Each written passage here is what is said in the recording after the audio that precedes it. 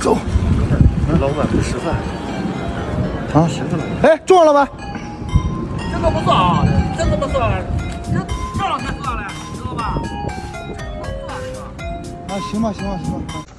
不是老板，这什么意思啊？我跟你说啊，我就滚了，你得给我扔了，往里边掏，掏什么都是你的。